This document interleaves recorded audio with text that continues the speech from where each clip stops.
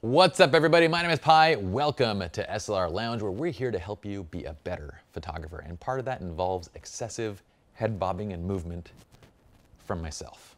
Today, we're going to be reviewing the LumoPro LP180 manual flash. Now, this guy came to us in a box that, frankly, we weren't sure if they're being serious or not. That is until we read the description on the back, and then we're like, yeah, we know they're joking now. But it was actually quite funny, the box itself. The flash, however, is all business. This guy is a fantastic manual flash. Right at around $200, you can pick this guy up, and it's actually, I believe, only available on the Midwest Photo Exchange website, the LumoPro brand, I think, or at least this particular flash. So 200 bucks gets you this manual flash. Now, what do you exactly get for 200 bucks? Well, first of all, let's talk about this. What is the total cost of a single OCF if this guy is 200 bucks and you need a radio trigger? This is something we talk about in Lighting 201, Lighting 301, and so forth, which you all need to check out because we're going to blow your minds when it comes to lighting and creating amazing photographs in camera. But with one of these guys, let's say that we're using the PockWizard Plus 3s. These are our favorite third-party radio trigger system that offers great, consistent reliability with manual flashes, and it works incredibly well with the LumoPros. These guys will set you back another 150 bucks or so. So one of these paired with one of these is about 350 bucks per off-camera flash. That's saying that you're not stacking flashes. If you stack flashes, of course, you can use splitter cables from the PockWizard to the LumoPro so that you can control more than one with a single PockWizard.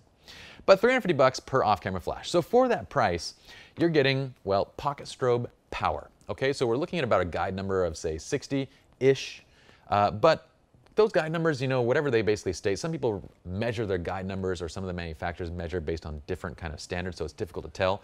We did a roundup with LumoPro, Canon 580X2, the 600 RT, the Nikon SB900, all the major flashes, including third-party brands like Yongnuo as well and newer. Really, all of them were putting out very consistent flash output. So don't worry on that side. It's standard pocket strobe power of any standard pocket strobe size.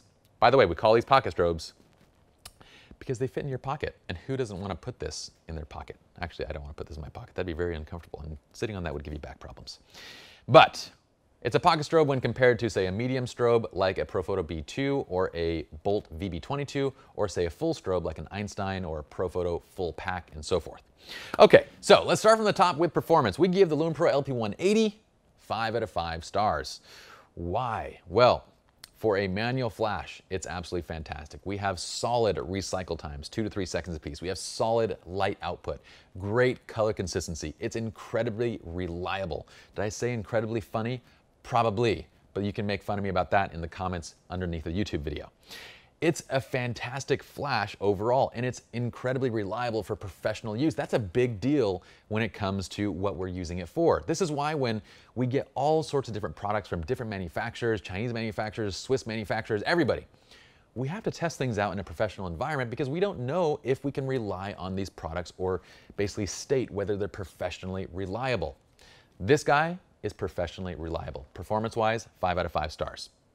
All right, so number 2, let's go on to the features. Again, we give it 5 out of 5 stars. Now, Pi, this is a manual flash. Why, as far as features go, do you give it 5 out of 5 stars? I know that's what you're thinking. Don't act like that's not what you're thinking. Well, yes, it's a manual strobe. So compared to other manual strobes out there, we want to know if this has more or less features. Now, of course, from a manual strobe standpoint, there's really not that much that you needed that flash to do. You need to be able to control zoom, you need to be able to control the power, and be able to test it and so forth. And from that, we have our backside menu. But the other thing that these guys do, which is fantastic, is we have all metal hot shoe construction, which is becoming quite standard. Unfortunately, in the past, this was not a standard, so it actually became something cool when they were using metal hot shoes. And we're like, why aren't they using metal hot shoes to begin with? But I don't know. But now everybody's using metal hot shoes. And we also have a 1/4-20 bolt right here on the side of this pocket strobe. Now, of all the pocket strobes that we own, this guy is the only manual pocket strobe that has a 1/4-20 bolt right on the side. This makes it incredibly easy to mount to basically anything, since 1/4-20s are the standard screw size or bolt size for pretty much all of our photography equipment. You can mount it to a tripod, a stand, whatever you want, and you don't need an additional bracket. Now, of course, you can use another bracket, and that's completely up to you. But they give you an option here. Now, feature-wise, we have this nice little menu on the back, and this brings me to the overall design, which again, we give 5 out of 5 stars. Why? Because, again, when compared to all the other options out there, this has an incredibly simple user interface.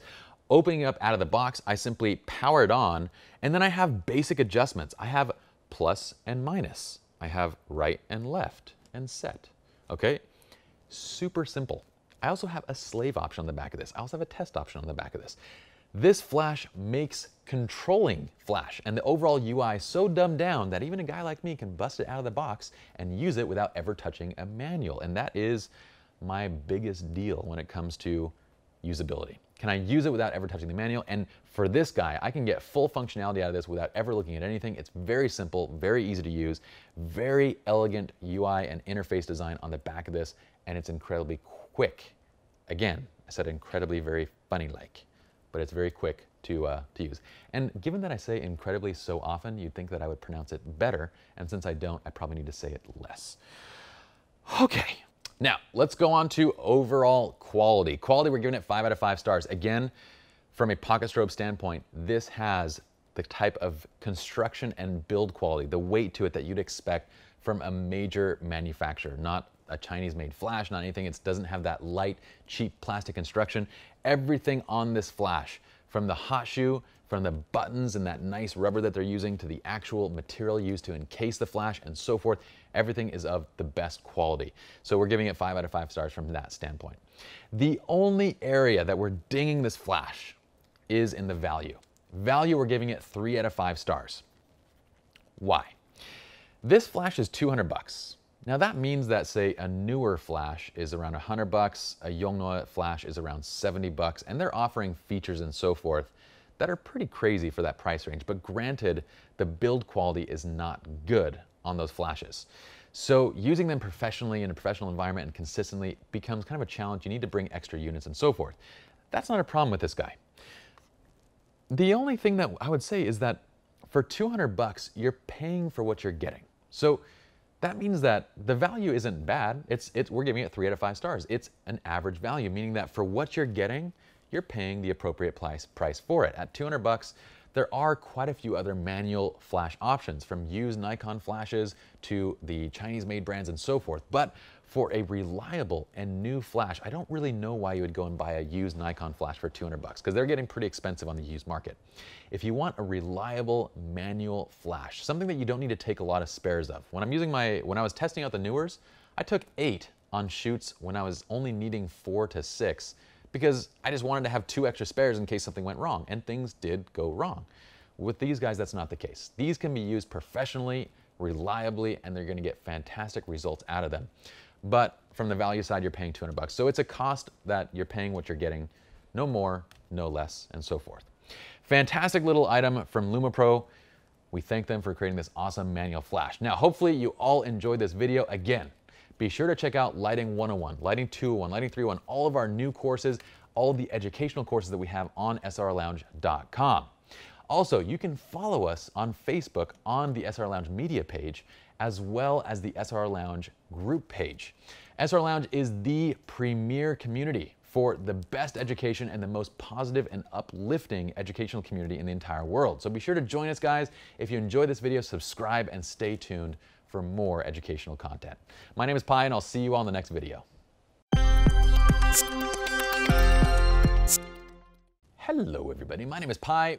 Now in this video, we're doing a review of the Bolt VB22s. Be sure to follow us on Facebook. We have a media page that you can follow all the updates and articles on SR Lounge. We also have our group page, and I will see you all in the next video.